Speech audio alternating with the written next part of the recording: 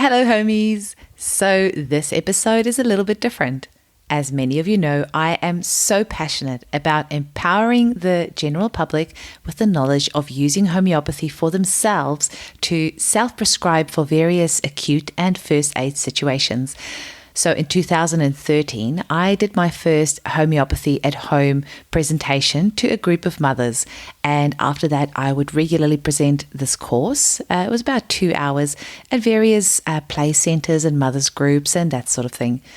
In April 2019, I recorded an online version for the first time. It was done in a 1 hour, 40 minutes, once-off sitting, and I had no idea how you would edit something like this or anything like that. So I just recorded this online course and all in one go and uploaded it onto my website and just made it available free of charge for almost 3 years. We've had over 1,000 people do that course, which is just mind-blowing for me.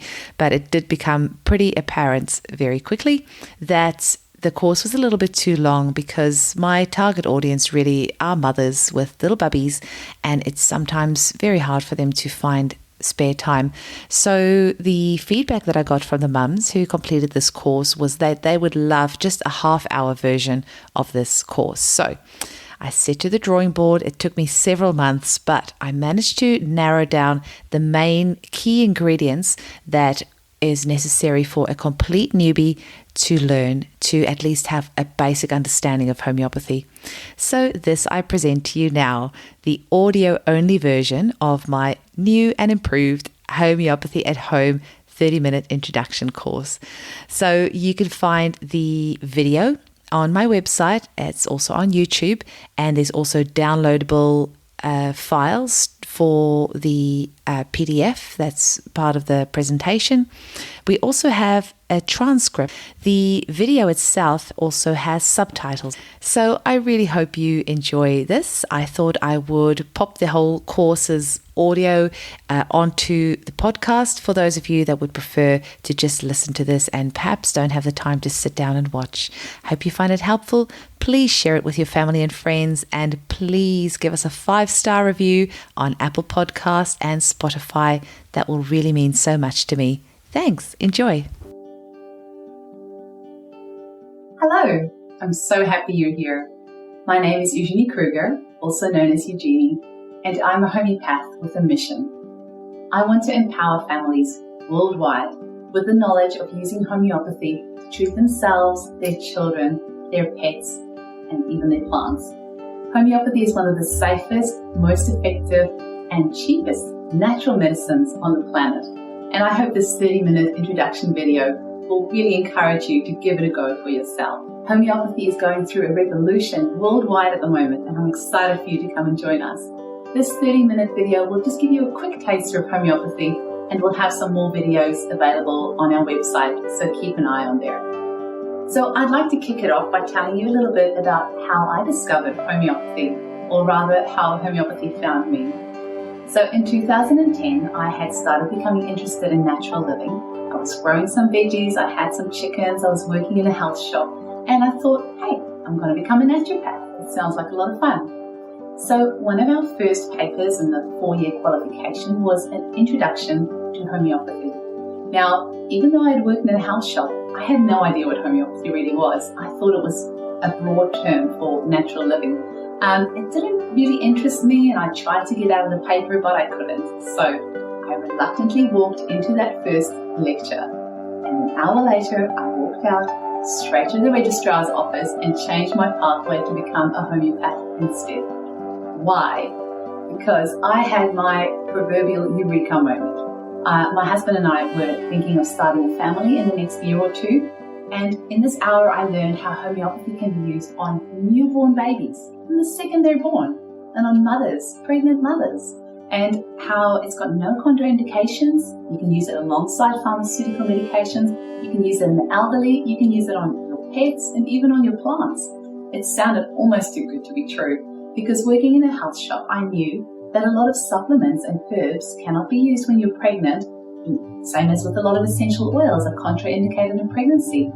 And same with newborn babies. You can't use a lot of herbs and supplements and essential oils on them. And definitely the same goes for pharmaceutical medications.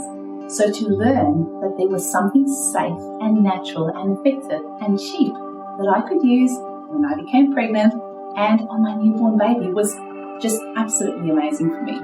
So fast forward a little bit, and I have my son in 2011 and my daughter in 2014, and they are two of the healthiest kids you have ever met. They're hardly ever sick, and when they are, it takes them a day or two and then they're over it. They've never needed antibiotics or any of the other commonly used pharmaceutical medication. So I have so much to thank homeopathy for, and I want to share that passion and that knowledge with you because I remember so well being a new mother, holding that baby in my arms, and that first fever when they were teething, that first cold and cough, and knowing that I have something safe and effective that I could use to treat them was so empowering for me as a parent. So if you are thinking about starting a family in the future, or you have a new baby, I've been where you are. I know what that feels like, having this new little person in your hands and knowing that you're solely responsible for them. So believe me, homeopathy is going to be a game changer for you. So come on this ride with me and discover why over 500 million people worldwide choose to use homeopathy. So firstly, I'd like to share with you a little history about homeopathy. It was started by German physician Samuel Hahnemann in the 1790s, and he lived from 1755 to 1843.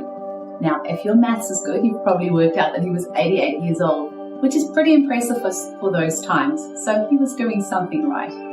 Now, in that time, a lot of bloodletting and mercury was used as standard treatments of the day, and Samuel felt this couldn't be right, there had to be a better way. So he left mainstream medicine and decided to become a translator instead because he could speak 9 different languages. As luck would have it, he came to translate a herbal text, and in it said that cinchona or Peruvian bark is useful in malaria because the herb is astringent and bitter. Now Samuel thought this can't be right because there are other herbs that are more astringent and more bitter than cinchona, and that's not helpful in curing malaria. So he did an experiment. He took tiny little bits of cinchona over a period of a few days and suddenly developed fevers and chills and symptoms that's similar to malaria. So he made the conclusion that cinchona or Peruvian bark is useful in treating malaria because it can produce symptoms of malaria in a healthy person. So this is how homeopathy was born, and homeo is the Greek word for similar, and pathy is the Greek word for disease or suffering. So homeopathy literally means similar suffering or similar disease, and it's based on the principle of like cures like, which we will go over very shortly. So what is homeopathy? It might be easier telling you what homeopathy is not. It's not essential oils, it's not herbs, it's not naturopathy. It is its own standalone form of natural medicine that's been around for over 200 years. The British royal family have been using homeopathy since 1845 when Queen Victoria first introduced it to the family, and Prince Charles has been a very big advocate of homeopathy for a very long time. We also know that the Queen Mother has been using homeopathy all her life, and she lived to be 101, so she's doing something right. And Queen Elizabeth never travels anywhere around the world without her extensive selection of homeopathic remedies. Now, if the royal family doesn't impress you, then how about these celebrities? And I'm going to read it off because there's so many. Mark Twain, David Beckham, Catherine Zeta-Jones, Mother Teresa, Gandhi, Cher, Cindy Crawford, Paul McCartney, Tina Turner, Usain Bolt, Kate Blanchett, Jennifer Aniston, and Jade Jagger. Just to name a few, there's many more who have all spoken out about their love of homeopathy. Now, as I mentioned before, homeopathy is based on the principle of like cures like.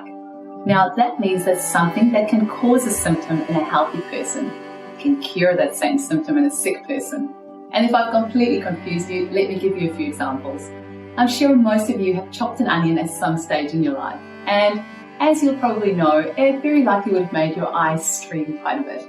Now, we have an amazing homeopathic remedy, which is useful for hay fever and colds, where one of the main symptoms is that the eyes are streaming. And this remedy is called allium cepa, and it's made from the onion. Now, anyone who has ever had too much coffee will probably know that it can make some of us a little bit jittery, a little bit anxious, and we might have some trouble sleeping. Now, if one of your main complaints is insomnia or feeling of jitteriness or anxiousness, you might like to use the remedy coffea, and you can probably guess what that's made from. Coffee.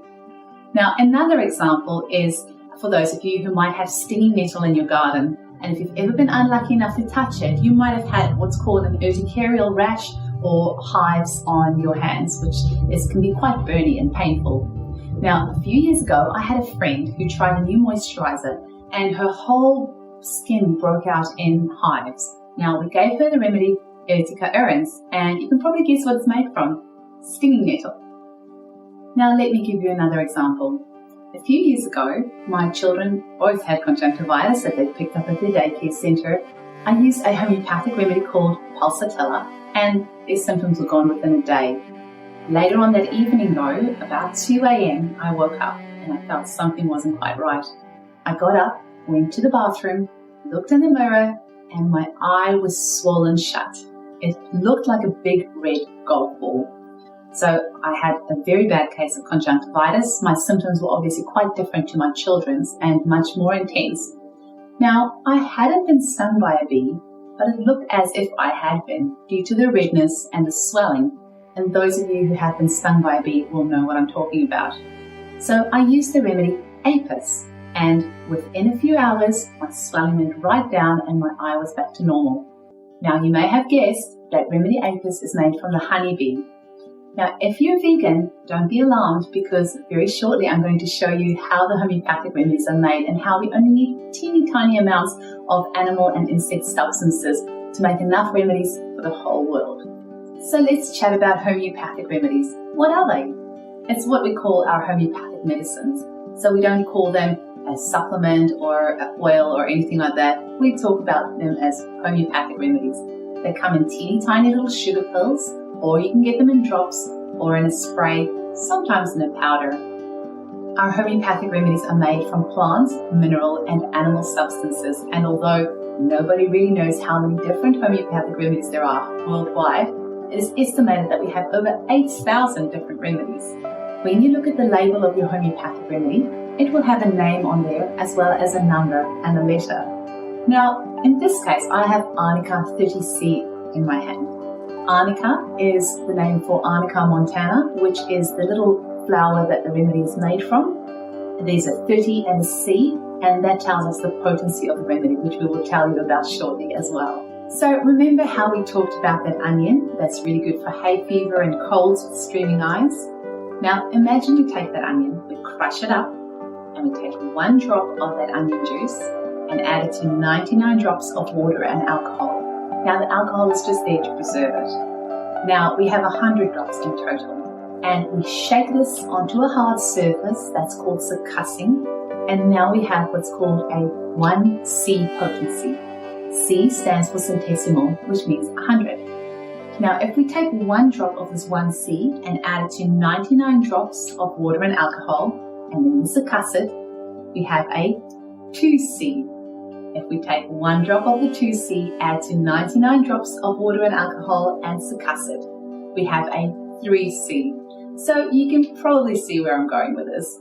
Now, usually for home prescribing, you would use a 6C, a 30C, or sometimes a 200C. But as practitioners, we have remedies that go up in potency up to 1 million. So we really have an endless amount of tools at our disposal to help people. So if you have tried lots of other modalities and nothing's helped, give homeopathy a try, because with over 8,000 remedies in potencies of up to 1 million, chances are good we'll be able to help you. Now you also might have noticed on some labels of homeopathic remedies it says 6X. Now X is the Roman numeral for 10, which means we start off with 1 drop mother tincture or 1 drop of onion to 9 drops of water and alcohol, and then we succuss it. And usually up to a 6X, which is what we call a tissue salt, and you will often see these tissue salts sold in health shops all over the world. So how do homeopathic remedies work? The quick answer is, we don't know yet. But if we observe the effect that homeopathic remedies have on our bodies, we can assume that this energetic force that is released by diluting and succussing our remedies is able to enable our vital force to heal itself. That is that innate or inbuilt healing ability that all of us have within us. When we cut ourselves, our body heals itself. When we have cold, we sneeze and our body creates balance and we're well again in a few days. Now, the Indians talk about prana and the Chinese have talked about qi for many thousands of years. So in homeopathy, we just call this principle the vital force. Now, because I am trying to keep this introduction video to 30 minutes, instead of going into long-winded explanations for why we think homeopathy works, I'm going to refer you to my podcast, Homeopathy Hangout, which you can find on Spotify, Apple Podcasts, and most other platforms. Now, in episode 1, I have an interview with Amy Lansky, who is an ex-NASA scientist turned homeopath, and she has some great explanations in there for possible theories on how homeopathy works. I'm also going to give you a couple of tasters just to spark your interest.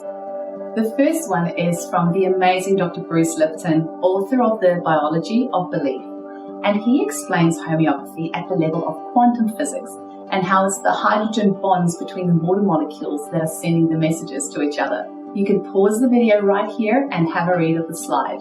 Another possible explanation for how homeopathy works can be found in the book Hidden Messages in Water by Dr. Masaru Emoto. And he talks about how water has a memory, and that also can be used to explain how our remedies are able to capture the essence of the substance that they are made from. And my favorite movie of all time, Frozen 2, is also about how water has a memory. So I am very excited that a whole generation of children are growing up knowing that water has a memory.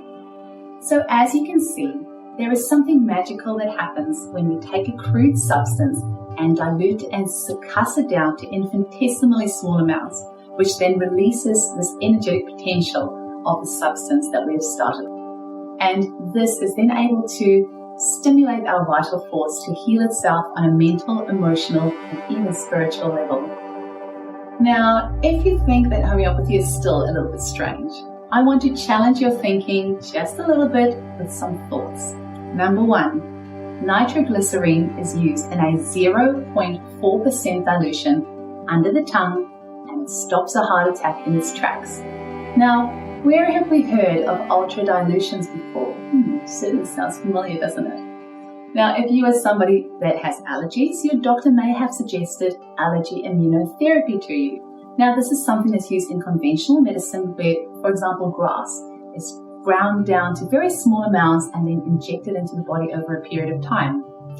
Treating like with like. Where have we heard about that before? Certainly sounding familiar, isn't it? What about snake venom? We have a lot of that in Australia. Imagine you get bitten by a snake. There is nothing in the world that's going to stop a reaction to that snake bite except for a medication made from the venom of the snake itself. Homeopathy is certainly not sounding so strange anymore, is it? So what are you going to need to get started? You're going to need a really good homeopathic kit because I promise you, your child's ear infection is not going to be at 9 a.m. to 5 p.m. Monday to Friday. It's probably going to come on at 2 a.m. on a Saturday morning. So you want to make sure you have at least 30 or 100 of the most commonly used remedies on hand so you're prepared for anything. Now, my line of remedies come in amber glass, not in plastic, and it also has waterproof labels on it, which means that years down the track, you're still going to be able to read what's on there instead of paper label, which often can rub off after a year. We also have waterproof dots on the top of all of our remedies on the lids so that you can easily find your remedy. When you're in a panic and trying to find your remedies, they're very easy to find. And our labels are beautifully colored so you can easily distinguish one remedy from another. You can also use our larger bottles to top up your own smaller bottles, which definitely makes homeopathy a very cost-effective choice for the whole family. You're also going to need a good home prescriber's book. And if you don't want to invest in a book straight away, there are some excellent resources online, and there are even some wonderful apps these days that you can use to quickly find a remedy to help your family. How often you should give your homeopathic remedy is going to depend on the complaint, and we'll cover this in more depth in our future courses. But as a guideline, generally for acute conditions, we might give 2 little pilules every 15 to 30 minutes for about 4 to 6 doses, and we'll call this a loading dose. And then afterwards, we usually decrease the frequency of the remedy. but that's just a general guideline. People often ask me if they can give 2 remedies at the same time. It's usually best to give 1 remedy at a time, but look, I know when it's 2 a.m. and your child is screaming and in pain, we don't always think very clearly. So if you need to, you can use 2 or 3 remedies, put it in a water bottle, shake it, and then 1 sip will count as 1 dose. Now, it is recommended not to brush your teeth with mint toothpaste or eat or drink for 15 minutes before and after taking your remedy. You also need to tip the pillules into the lid and then straight into your mouth. Don't touch them with your hands. Try to store them away from electrical equipment such as Wi-Fi and cell phones, and try to store them in a dark place away from strong-smelling substances such as essential oils. But I have to tell you, in practice, I have found that the remedies are actually not as fragile as we are told. And I've often found that you can use a remedy after you've eaten, but what I would just do is, if you've just eaten something, have some water to clean your palate, then have your remedy, then just wait about 5 minutes before you eat or drink anything else. Also, if you have just touched the remedy with your hand, don't freak out about it, it will still be fine. What I would just suggest is, if for example all your remedies fall out on the floor, best not to put them back in the bottle because they may have been antidoted. And if you've just had your remedy kit in your handbag next to your cell phone for a couple of hours, don't stress out about it, it will still work fine. Just be a bit more careful with not storing your remedies, say, on a microwave or next to a Wi-Fi modem, but short bits of exposure to electronic equipment here and there will be okay. And just for cuteness sake, I'm going to share a little video with you that my daughter did a couple of years ago when she was still quite little on how to take a homeopathic remedy. So I'm going to give you an example of what it looks like in real life when you're going to use homeopathy in your home. So say it's the middle of the night and your child has come down with a fever. Go and grab your book or hop on your app or hop on the website, and you're going to grab your kit because you were prepared and bought one earlier. And then you read through the chapter on fevers and see which remedies most closely suits your child's symptoms. So you read, for example, through aconite, and it says that it comes on after exposure to cold wind and the symptoms start very suddenly. And you think to yourself, well, what were we doing earlier today? Well, we were at the beach and there was quite a cold breeze that suddenly came up. So maybe I'll start with aconite. You might give a dose of aconite, so 2 pillules every 15 to 30 minutes for 4 to 6 doses. And after that, you might find that your child just goes back to sleep and the fever calms down. And then you check them in the morning and they might still be a little bit warm. So maybe you give 1 more dose of aconite and then you clear the woods. But if the 4 to 6 doses of aconite didn't work, you go back to your book, have a little read through it all again, and have a little think of what else might have happened or what else might have caused this symptom to happen. So maybe you were at the beach because you were at a birthday party, and maybe your child ate a lot of junk food which they don't normally eat. So maybe it was overindulgence that produced these symptoms. And then you find in your book that nux vomica is a really good remedy for symptoms that come on after indulgence. So you grab your nux vomica, you take 2 pillules every 15 minutes for 4 to 6 doses, and then see how your child goes after that. Now that you've had a super quick overview of homeopathy, let me introduce you to some friends. Our first friend is arnica, which I'm sure most of you would have heard of. Many people have used arnica without even realizing that it's homeopathic because it's available in most health shops and even pharmacies. Arnica is brilliant for bruising and bleeding. It's really our first remedy that we think of for any sort of trauma and shock. It's even helpful after intense exercise. A lot of top-level athletes use it, and it's even a great remedy for jet lag. It helps the circulatory system work a lot better, and it's even helpful for blood clots. Now, let me share a story with you of one of the many times when arnica has saved our family. Now, when my son was about 18 months old, we had a toddler versus coffee table incident. Toddler, 0, coffee table, 1. So we raced to the emergency room because the cut was so deep and he needed stitches. That was around 5 p.m. Now, I gave him some arnica straight away. The bleeding stopped straight away. And unfortunately, or fortunately, arnica is such a great remedy for trauma and shock that my son was so calm after this whole ordeal So we were in the waiting room at the emergency and he was moving around chairs and climbing around, and the staff obviously realized that this child is so calm, so they didn't prioritize him at all, and we didn't get him stitched up until 1 a.m. that next morning. So believe me, I did consider pinching him just a little bit to make him cry, but really, it just showed me once again how amazing Arnika is for not only stopping that bleeding in his tracks straight away, but also with the emotional shock and trauma of the accident. So Arnika almost worked a little bit too well. Our next friend is aconite. Aconite is a remedy that is really useful for very sudden onset of symptoms, and we use it usually within the first 24 to 48 hours of the onset of symptoms. It might be a good remedy for exposure to cold, especially cold wind, or if there's been a frightful incident, or maybe there's been a shock. Now, this could be, for example, the shock of being in a car accident or an earthquake, or even some children who might have witnessed something really frightening. For example, something on TV that was very scary, and then it leads them to having night terrors, or maybe they've been in a car accident or an earthquake, and ever since then they've become very frightful. So do think of aconite for that mental emotional shock. It's also such a brilliant remedy for nipping colds in the bud, and I have lost track of how many times aconite has saved our family from getting a cold. That first little feeling of a sniffle or a sore throat or a sore ear, few doses of aconite, symptoms are gone. Now, arsenicum is another one of our friends that is so useful for food poisoning or gastro, UTIs or urinary tract infections, as well as anxiety. Such a great remedy to have on hand. It's even a great remedy that you can give prophylactically. If somebody in your household has symptoms of gastro, you can give everyone else in the household a dose of arsenicum to stop them getting gastro, as well as using arsenicum to treat the person in the household who does have gastro. Now, I have to share a quick little story with you, because when my son was about 2 years old, me and my husband and him all had food poisoning. It was not a pretty sight. Believe me, when you have got food poisoning, it's really hard to look after a toddler and your husband. And arsenicum saved us. We had a few doses every 15 minutes, and within a couple of hours, we were all so much better. So I have a very special place in my heart for arsenicum. Now, belladonna is our next friend.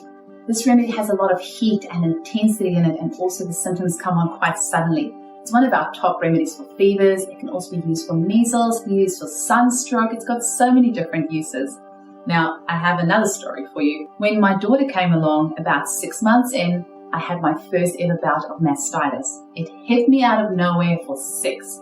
I was delirious with the pain and my breasts were throbbing. It was so painful. Now, one of the keynote symptoms of belladonna is fever with delirium, when you're just a little bit out of it. And I just remember thinking, oh, I'm delirious. That's belladonna. I took a dose of belladonna every 15 minutes for a few doses, and within a couple of hours, my symptoms of mastitis was gone. Now, I cannot tell you how many women I know of that have round after round of antibiotics for recurrent mastitis. So if I can just give you this little bit of advice, tell your friends about belladonna for mastitis. It can really save them, because once you've been on those antibiotics and it goes through your breast milk to the baby, it can really muck around with their gut. So give the belladonna a try. And our last friend is Nux vomica. It is our top remedy for overindulgence of all sorts. It might have been when your children have gone trick-or-treating at Halloween and they're just all feeling a bit icky and yucky afterwards. It might be your husband who's got a hangover after a work function. It might be if you've just gone out for a meal and eaten very rich or fatty foods that you're not usually used to, then Nux vomica is absolutely wonderful. It's a really good remedy for indigestion and constipation, as well as diarrhea and all sorts of just tummy upsets and aches. It is definitely a remedy that you should always have in your first aid kit. But wait, there's more. I'm going to leave you with a screenshot here of some of our other wonderful remedies that can really make a difference in your life. Now, when you're deciding what remedy to give, it's always a good idea to consider the etiology or the cause. So have a little think about what happened before the symptoms started. If it was due to exposure to cold, then maybe aconite will be your remedy. If it was after a grief, so say for example, your partner had to go away for work for a few days and then suddenly your child develops this cough because they're really missing their parent, then maybe the remedy Ignatia might be a good remedy, which is a great remedy for grief and loss and disappointment. So have a little think about what might have caused the symptoms, and then when we treat the cause, the symptoms will go away. Also consider what is strange, rare, or peculiar about the case. Now, if your child is normally a hot body, and then they become sick and suddenly they want you to close all the windows and have 5 blankets wrapped up around their head and all over their body, that might mean they need their remedy, Pepper-Soft, which is a remedy that really likes to be wrapped up warm and they don't like any freezers. If your child is normally Mr. or Mrs. Independent, and suddenly when they're sick they become very clingy to you, it might mean they need the remedy Pulsatilla, which has a lot of clinginess in the symptom picture.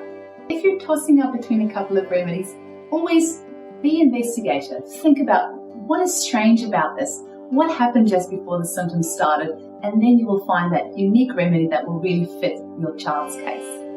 And yes, it does take a bit of practice, but I promise you, every time you get that right remedy and you get great results, it's going to be boosting your confidence and you're going to become a better and better home prescriber. So thank you so much for coming on this journey with me. I really appreciate it. I hope you found this information helpful. And if you would like to order a kit or would like to make a booking, visit my website, eugeniekruger.com. And I would also love it if you could listen to my podcast, Homeopathy Hangout. Thank you so much for your time today. I really appreciate it, and I wish you all the best in health and happiness.